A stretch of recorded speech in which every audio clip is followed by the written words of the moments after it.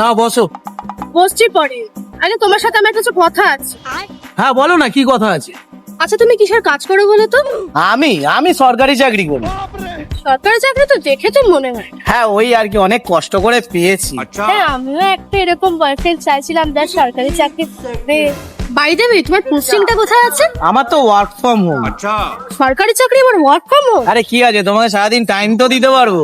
সে ঠিক আছে, তবে তোমার স্যালারিটা কত? আমার আমার 18,000 টাকা। 18,000 টাকা?